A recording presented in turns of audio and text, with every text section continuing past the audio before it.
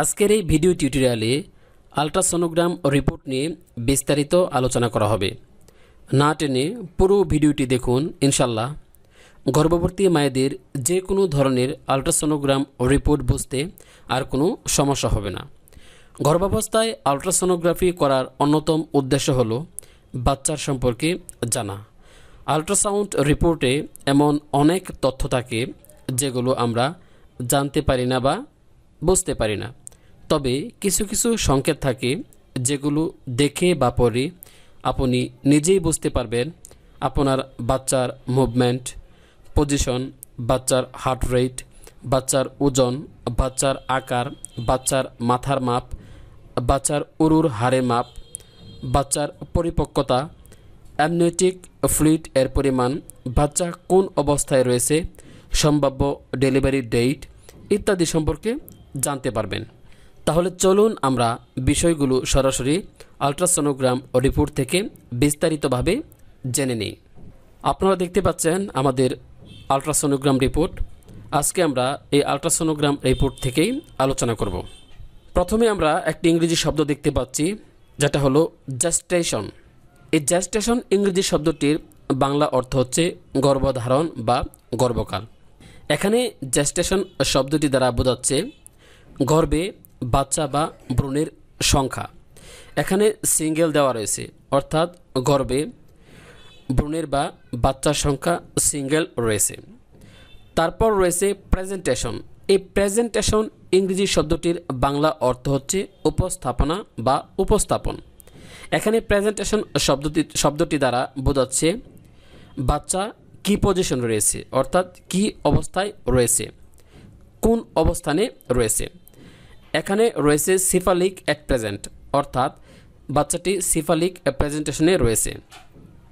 তাহলে এখন আমরা জানব সিফালিক প্রেজেন্টেশন কাকে বলে। তাহলে চলুন আমরা সরাসরি ছবির মধ্যে দেখে নেই এবং জেনে নেই সিফালিক প্রেজেন্টেশন কাকে বলে। সিফালিক প্রেজেন্টেশন হচ্ছে বাচ্চা বা ভ্রূণের সবচেয়ে ভালো অবস্থান। সিফালিক প্রেজেন্টেশন এ ভ্রূণের বা বাচ্চার মাথা নিচের দিকে এবং পা উপরের দিকে থাকে, অর্থাৎ সহজ বাংলায় বলতে গেলে বাচ্চার মাথা জন্মনালীর কাছাকাছি থাকে। তো আপনারা ছবির মধ্যে দেখতে পাচ্ছেন বাচ্চা বা ভ্রূণের মাথা নিচের দিকে রয়েছে, পা উপরের দিকে রয়েছে। এটাকেই সিফালিক প্রেজেন্টেশন বলা হয়। আশা করি আপনারা বিষয়টি বুঝতে পেরেছেন। তাহলে চলুন আমরা আবার আমাদের আল্ট্রাসোনোগ্রাম রিপোর্টে চলে যাই। তারপর রয়েছে ফিটাল মুভমেন্ট, অর্থাৎ বাচ্চা বা ভ্রূণের গতিবিধি। অ্যাক্টিভ মুভমেন্ট আর সিন, অর্থাৎ সচল গতিবিধি দেখাচ্ছে, অর্থাৎ এই রিপোর্ট অনুযায়ী বাচ্চা সচল রয়েছে, সচল গতিবিধি রয়েছে, অর্থাৎ নড়াচড়া করছে। তারপর রয়েছে ফিটাল টোন, অর্থাৎ বাচ্চার এই ফিটাল টোন দ্বারা বাচ্চার হৃদস্পন্দনকে বোঝাচ্ছে। প্রেজেন্ট, অর্থাৎ বিদ্যমান রয়েছে, বাচ্চার হৃদস্পন্দন বিদ্যমান রয়েছে। তারপর রয়েছে কার্ডিয়াক অ্যাক্টিভিটি।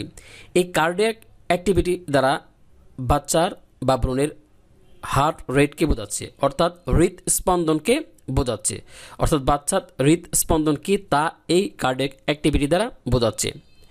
রেগুলার, নিয়মিত অ্যান্ড রিঅ্যাক্টিভ এবং সক্রিয়। 130 BM প্রেজেন্ট স্টাডি, অর্থাৎ বাচ্চার প্রতি মিনিটে 130 বার হৃদস্পন্দন হয়। এই BM ইংরেজি সংক্ষিপ্ত রূপটির পূর্ণরূপ হচ্ছে বিট পার মিনিট, অর্থাৎ বাচ্চার প্রতি মিনিটে কতবার হার্ট রেট হচ্ছে তা বোঝাচ্ছে। তারপর রয়েছে ফিটাল মেজারমেন্ট আর এস ফলোস, অর্থাৎ ভ্রূণের বা বাচ্চার পরিমাপ নিচে দেওয়া হলো। প্রথমে রয়েছে BPD 75 mm, তারপর রয়েছে FL 57 mm, তারপর রয়েছে SC 215 mm। এখন আমরা BPD, FL এবং SC সম্পর্কে বিস্তারিত জেনে নিব। তাহলে চলুন আমরা ছবির মধ্যে দেখে নেই এবং বিস্তারিত জেনে নেই BPD, FL এবং SC কাকে বলে। প্রথমে আমরা দেখব BPD কাকে বলে।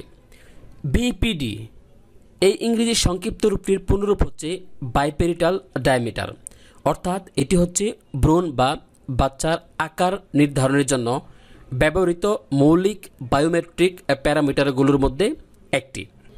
আপনার বাচ্চার চারপাশের অর্থাৎ পা ও মাথার পাশ ঘেঁষে ঘুরিয়ে একটি বৃত্ত তৈরি করা হলে ও বৃত্তের যে ব্যাস অর্থাৎ এক প্রান্ত থেকে অন্য প্রান্ত পর্যন্ত যে দূরত্ব পাওয়া যায় তাকেই বিপিডি অর্থাৎ বাইপেরিটাল ডায়ামিটার বলা হয়।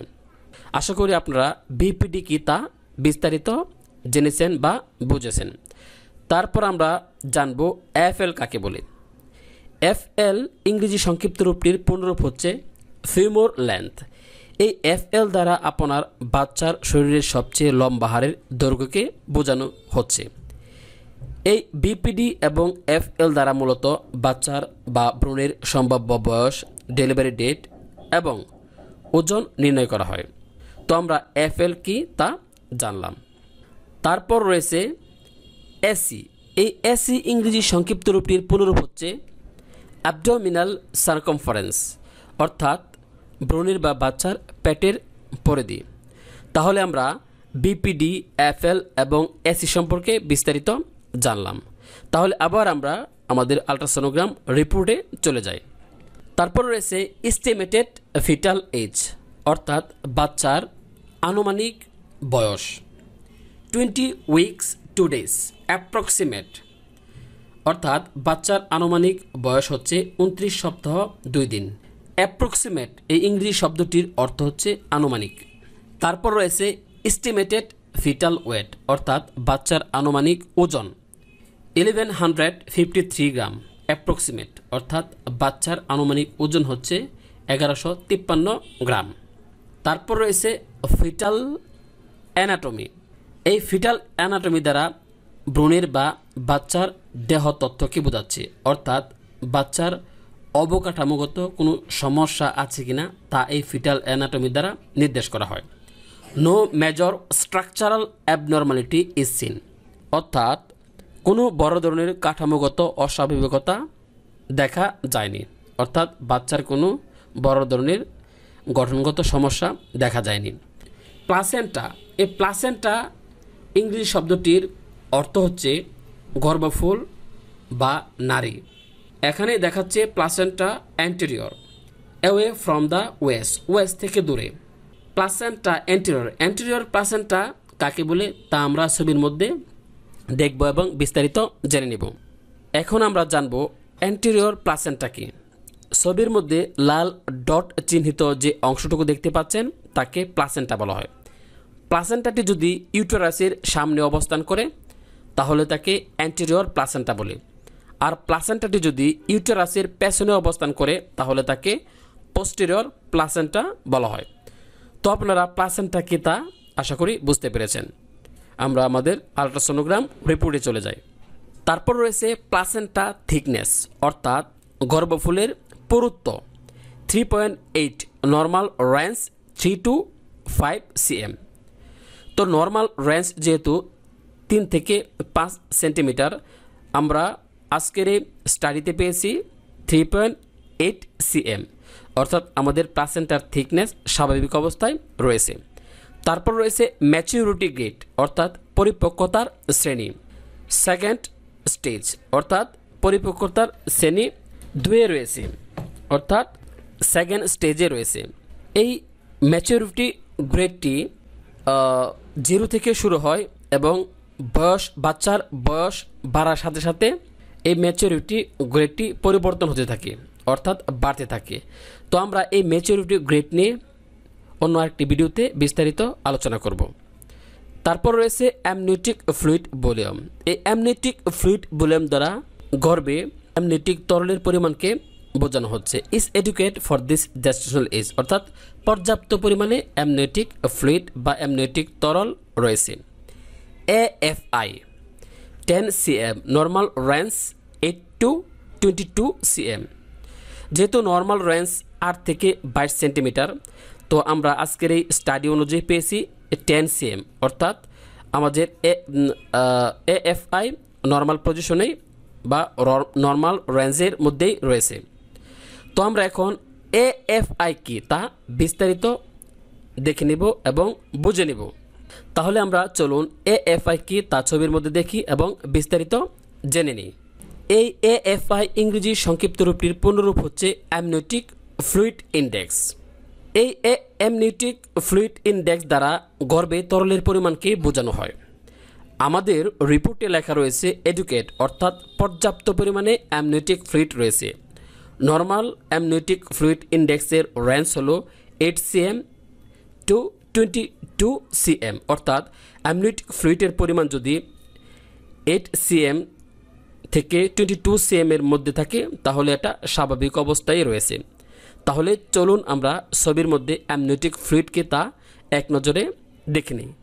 আপনারা দেখতে পাচ্ছেন এই অংশটুকুকেই অ্যামনিওটিক ফ্লুইড বলা হয়। তাহলে আমরা অ্যামনিওটিক ফ্লুইডকে তা দেখলাম এবং বিস্তারিত জানার চেষ্টা করলাম। তাহলে আমরা চলুন আবার আমরা আমাদের আলট্রাসোনোগ্রাম রিপোর্টে চলে যাই। তারপর রয়েছে ইডিডি। এই ইডিডি ইংরেজি সংক্ষিপ্ত রূপটির পূর্ণরূপ হচ্ছে এক্সপেক্টেড ডেট অফ ডেলিভারি, অর্থাৎ বাচ্চার সম্ভাব্য ডেলিভারির বা জন্মগ্রহণের তারিখ। বাই ফিটাল সাইজ, অর্থাৎ বাচ্চার সাইজ অনুযায়ী, অর্থাৎ বাচ্চার মাপ অনুযায়ী সম্ভাব্য ডেলিভারির তারিখ 18/12/2021, অর্থাৎ বাচ্চার সাইজ অনুযায়ী সম্ভাব্য জন্মগ্রহণের তারিখ হচ্ছে বা ডেলিভারির তারিখ হচ্ছে 18/12/2021। তারপর রয়েছে the clinical EDD by LMP। EDD এই ইংরেজি সংক্ষিপ্ত রূপের পূর্ণরূপ হচ্ছে এক্সপেক্টেড ডেট অফ ডেলিভারি, অর্থাৎ বাচ্চার সম্ভাব্য ডেলিভারির তারিখ বাই LMP। এই LMP ইংরেজি সংক্ষিপ্ত রূপের পূর্ণরূপ হচ্ছে লাস্ট মেনস্ট্রাল পিরিয়ড, অর্থাৎ সর্বশেষ মাসিকের তারিখ। সর্বশেষ মাসিকের তারিখ অনুযায়ী বাচ্চার জন্মগ্রহণের বা ডেলিভারি ডেট হচ্ছে 29/11/2021।